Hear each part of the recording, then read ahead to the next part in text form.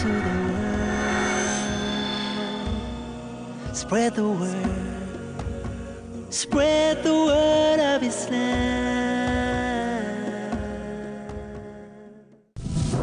Hijab.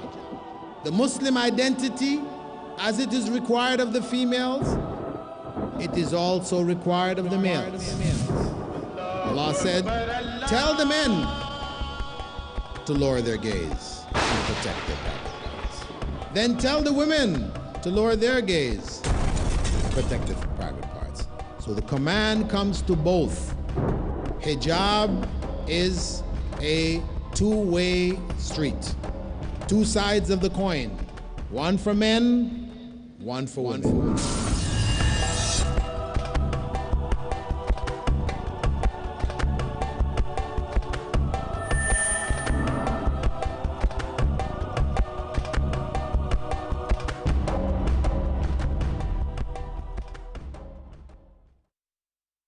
Brother, could you please state your name and occupation, then briefly state your question? Good evening. என் பேர் ஷங்கர். நான் வந்து ஒரு Christian. எங்கள் அப்பா அம்மா வந்து அவங்க வந்து இந்து தான். எங்கள் அப்பா வந்து பிறவிலேயே நொண்டி.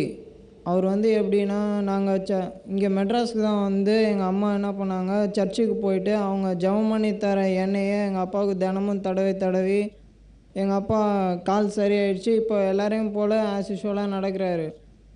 இப்போ எனக்கு 3 வயசு இருக்கும் எங்கள் அப்பா நடக்கும்போது. நான் வந்து பார்த்திங்கன்னா அப்பத்துலேருந்தே எங்கள் அப்பாவுக்கு ஒரு அற்புதம் நடந்திருக்கு, இவர் தான் கடவுள் அப்படின்னு நான் நினச்சி அன்னையிலேருந்தே அந்த கடவுள் தான் நான் ப்ரே பண்ணிட்டு வரேன். இப்போ பார்த்தீங்கன்னா அல்லான்னு சொல்கிறாங்க, அவர் 1,45,000 தூதரை அமைச்சிருக்காரு. அதில் பார்த்தீங்கன்னா இவங்க தான், ஒருத்தர் இயேசு, ஒருத்தர் ஐப்பன், ஒருத்தர் முருகன், அப்படி ஒவ்வொருத்தராக சொல்கிறாங்க. சரி, அவங்க தான் வந்து அவங்க அற்புதத்தை நடத்தி மக்களெல்லாம் பார்த்தீங்கன்னா அவங்கள தான் கடவுளாக நினச்சிட்டு இருக்காங்க. Shukriya. Brother, could you translate that piece by piece? Because I'm afraid that you'll miss some of it. Assalamu alaikum. His name is Shankar, Christian. His father is by birth handicapped. After healing the Christianity by the healing, his father was recovered. So he is following the Christianity. His question is, Allah has sent more than 1,40,000 of messenger. The non-Muslim brothers and Christian and Jews are thinking that they are the God. So he is asking the question, he would like to know who is the creator, how can he feel the Allah? Who is the creator and how can he fear God? Is that the question? Who is the creator? He want to know. Akhi, the question is new deceit in Christian evangelism. Nowadays, it's a recent phenomenon in this part of the world. What's happening is they claim to be curing cancer. Faith healing. So they use that to convert Muslims in particular, and he is a victim on that. So he's asking, who is the real creator? He was a Muslim? No, he was a Hindu before he became a Christian because of this deceit in Christian evangelism, which is a recent phenomenon happening in this part of the world. I hope you... Okay. The question concerns knowing the truth. You know, as it is said, if one knows the truth, it will set you free. How does one know the truth? We don't judge the truth according to experience, what we experience personally. The truth is what clear and logical to our minds. Obviously, what has been conveyed by the messengers of God. Because if we depend on emotion and personal experience, then I can take you to another part of the world where people are healed in the name of the moon or the sun, and they get healed. So then what? Then you'll now start worshiping the moon and the sun? No. What we have to know, when you're going to judge a religion, you judge it according to its basic teachings. One has to know who is God and who is a creation of God. One has to be clear that one worships only God. Because if we worship God's creation, then we have missed the boat. Human beings were created by God and were commanded by God to worship Him alone. To worship others beside Him, instead of Him, as Him, is idolatry in one form or another. And it is only God, ultimately, who will cure, cause somebody to be cured, answer people's prayers, bring benefits or blessings in lives. This is ultimately from God. So He is the one, because He is the one in control of everything who has created this universe. Common sense tells us He is the one that we should be worshiping alone. So to worship someone who claims, or people claim, is God, but is a human being like yourself, who was born and who died and will die like yourself, this is missing the boat. Your common sense tells you you are not God. You're not God because you're a human being. You were born. God is not born. So you judge the teachings, right and wrong, according to the basic principles of the teachings. If those teachings just make your head confused, when you think about it, you try to understand, it's just confusion. Nobody can give you clarity. They only add to your confusion. That's telling you this is not the religion of God. Because God does not want confusion for His creatures. He wants clarity and that they worship Him. That's what He has prescribed for them. So the true religion is the one which is going to get you direct to God. Jazakallah khair for the question. We'll now go to the sister section. Sisters, do you have a question for us? Please state your name. Assalamu alaikum. My name is Sophie. I'm doing my master's in fine arts. My question is, brother, nowadays when a member of the opposite sex wants to come and congratulate you on something, they offer you their hand. Yeah, especially when you're on stage and they're offering you an award or a certificate. My general reaction is probably to do this and bow.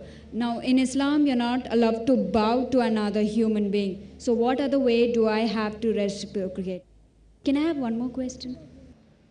Yeah, we'll allow 2 questions from the women, but 1 per person.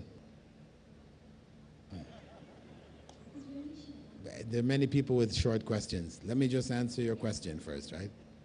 Again, this is something in our times, because of the fact that Western tradition has it, men and women shake hands, and this has become a part and parcel of Eastern tradition now.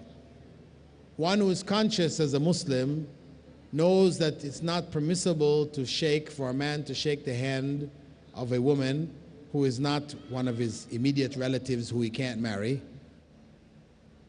He finds himself in these predicaments if he is in a workplace or dealing with other companies or whatever. And similarly, women working in companies will find themselves in this kind of situation.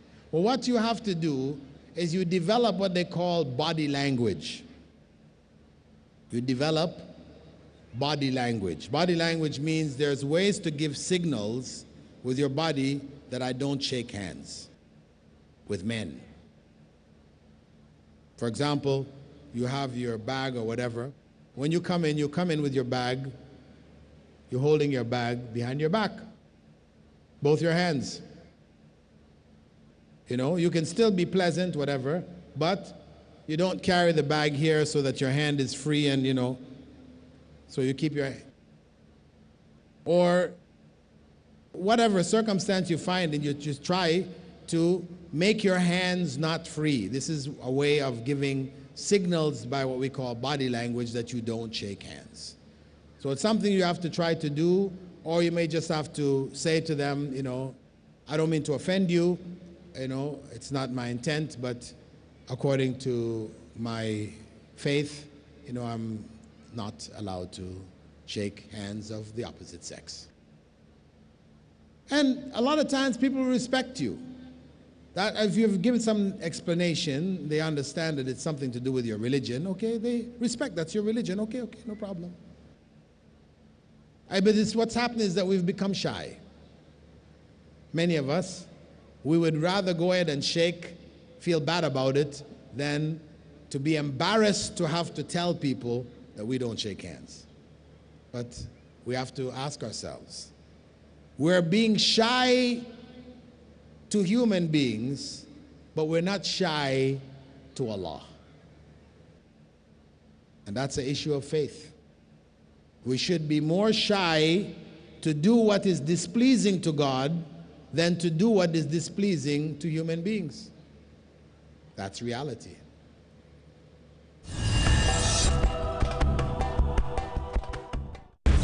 To make positive changes, Muslims confront plenty of obstacles down the road. To overcome these obstacles, they need to be equipped with the right qualities and the right tools. They need patience, they need education, they need to cooperate together effectively. And above all, they need to have faith and trust in Almighty Allah. To explore this topic in depth, watch my program, Obstacles on the Path of Change, only on Peace TV.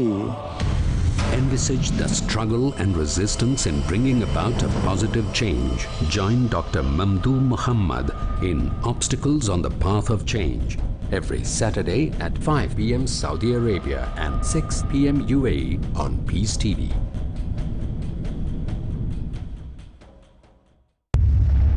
Marriage or divorce? What's Islamic ruling? Husband wants to keep divorce. Solution or problem? Joint family system. Heaven or hell? Big fat events have become the norm. You choose.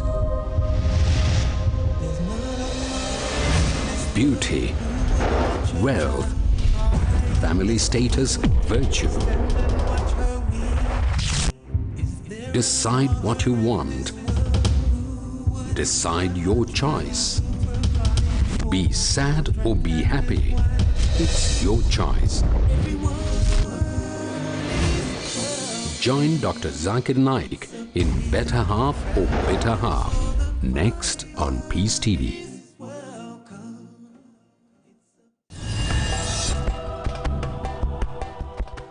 We'll take the question from the next sister. Assalamu alaikum, brother. I'm Aisha. I'm a housewife. Brother, I just want to know if a lady is in her complete hijab, is it permissible for her in Islam to go to a co-educational institution to get her education or to work in a place where there are men around? Because unlike Islamic countries, we don't have professional institutions here where only ladies attend, or there are very few places where only women work. I would say that fundamentally, co-educational institutions for both men and women are not permissible Islamically. Fundamentally. So it's not just a question about you as a woman, but about all the men who are going there too, who are Muslims. However, where we find ourselves in a situation beyond our control, now, because that's what we're looking at. We have a basic principle, we know this is not correct, but we are now obliged because you have no other options. Then, for one, if you're in that institution, you need to make sure that what you're studying is something which the community really needs, that you're going to get some knowledge which is going to help protect other women from un-Islamic circumstances. For example, you go and you study dentistry, because Islamically it is not acceptable that a male dentist treat a female patient, according to Islamic law. You've been into the dental office, the woman is lying out on the table, on the chair, the man's face is in her mouth. This is not something acceptable Islamically. So, but of course you have no choice. Right now there are no female dentists. I'm just giving an example. If there are none, so the female who has her teeth, she has to get treated, she has to put herself in that situation, which is a haram situation. So if the sister is going to university, co-education institution, to get knowledge that will make her a dentist so she can have a dental practice for women and protect other women from falling into that haram, then we say, sister, inshallah, Allah forgive you for whatever error that comes with doing it, but inshallah, you have a great reward for doing it with that good intention and trying to protect the Muslim community. Similarly, with brothers, going into such institutions, it becomes very important that we're gaining knowledge which is truly beneficial and not going to school for the experience. You have people going to university just for the university experience. They'll go there and they'll waste time switching from course to course, from major to major, just enjoying university. This is nonsense. Islamically, this is something deplorable. So a Muslim really should be clearly focused in his or her educational pursuits, especially in such un-Islamic circumstances. Now, in case of work, it's the same thing. If she is going to do a job which is a necessary job for the community, then that's one thing.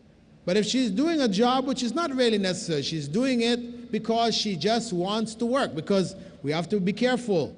There is a general globalized opinion that women should work.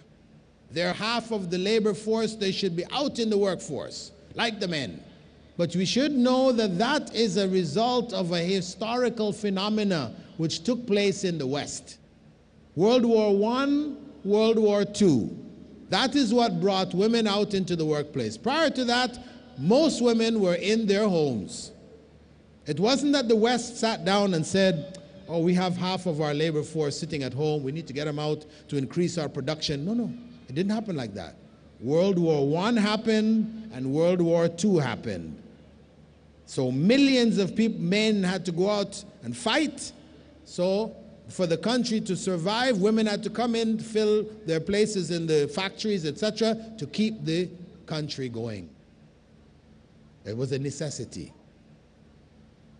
So similarly, we as Muslims believe that the primary place of the woman is in the home. She is completely fulfilled in the home, raising that next generation. She should have knowledge. Not to say that she doesn't go out and get knowledge, etc., because if she has got knowledge, then the children will be raised with knowledge. They'll be knowledgeable. So it is important. But she doesn't go out into the workforce just because she wants to work. No. If she has something to contribute, something really necessary in the society to contribute, a teacher. We should have female teachers for schools. We should have Muslim schools in which males are taught, females are taught separately. They're going to need female teachers. We shouldn't be having male teachers go and teach the females, or female teachers teaching the males. It shouldn't be. That is according to the basic principles of the religion. Where we have the ability to do it right, then we should do it right. So I just say briefly that intention. What are we going there to university for? What are we going out to work for? Is it something which is really needed, or is it just something we like to do? Thank you for that, inshallah. Brother, could you please state your name and your occupation and briefly state your question? Assalamu alaikum. I am Sheikh Ayazuddin. I'm working as a technical support executive in BPO. I would like to know whether marriage is mandatory, or if the necessity doesn't demand. Could you please state the second half of the question? Marriage is mandatory Or not? Not. If I don't want to get married throughout my life, can I stay? Can you stay single throughout your life if you don't want to become married? Okay. Okay, Prophet Muhammad ﷺ had said, "An-nikah nisfuddin." Marriage is half of the religion. So this is a strong recommendation. He said, "Tazawwaju," go and get married. He said, "Ya ma'ashara shabab, man istata'a minkum al-ba'a falyatazawwaj." O young people, those of you who are able to get married, go and get married. So he strongly recommended it. However, if one didn't get married, one is not in sin. To choose not to get married, meaning that one feels somehow that he can get closer to Allah by not marrying, then this is deviation. When some of his companions had made that statement saying that they were going to give up marriage in order to increase their worship and their position with God, Prophet Muhammad ﷺ told them that he married, and that was his sunnah, and whoever dislikes his sunnah is not a true follower of his. So for one to choose not to get married for religious reasons, then this is a deviation. Otherwise, marriage is highly recommended from the Islamic perspective, especially when one has the means. If one doesn't have the means, then have the intention until Allah provides the means for you. Thank you for the question, inshallah. We'll go back to the sister section now. Sisters, is there a question, inshallah? Assalamu alaikum. I'm Bint Abdul Hamid. I'm an engineering student. In this part of the world, joint families still exist. The men in the family can afford to stay in separate houses though. The women in the houses do not observe proper hijab. What is your view and advice on this issue? I already spoke about that directly in my lecture. I said it is not permissible. Islamically, it is wrong.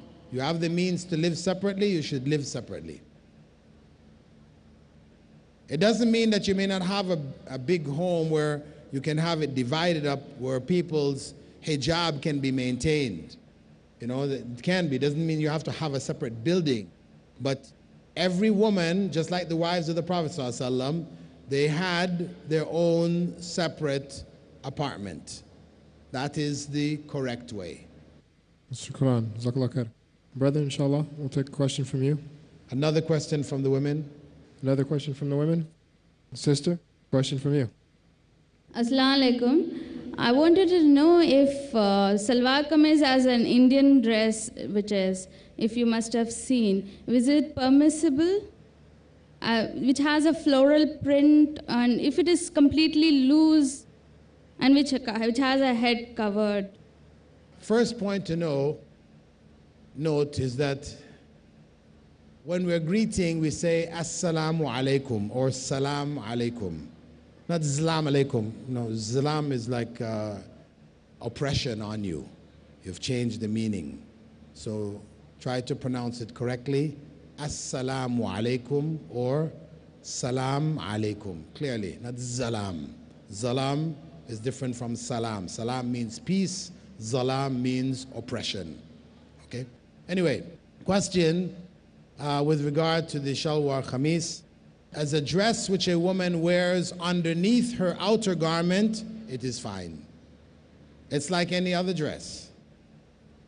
It's not considered hijab for a situation outside of her home where there are people outside of her immediate family. She should still wear an outer garment, as the Prophet ﷺ mentioned, and Allah subhanahu wa ta'ala stated that women should wear outer garments, cast it over themselves when they leave their homes. So shalwar khamis is not considered an outer garment, it's a dress. Even if you had it all in one color, it's still a dress. I mean, unless you made the top so big and wide and long that it fulfills the basic requirement of the hijab, then we say, okay, fine. But the standard shalwar khamis, which tends to be colorful and the tops tend to be tight-fitting or tighter fitting, then it's not, these are not acceptable. Barakallahu fikum. Assalamu alaikum wa rahmatullahi wa barakatuh. Spread the word, oh man. Spread the word of Islam. Oh, fortunate one. Paradise must be won. Paradise must be won. Each day and each night. Through darkness and through light. Cry it out to the world.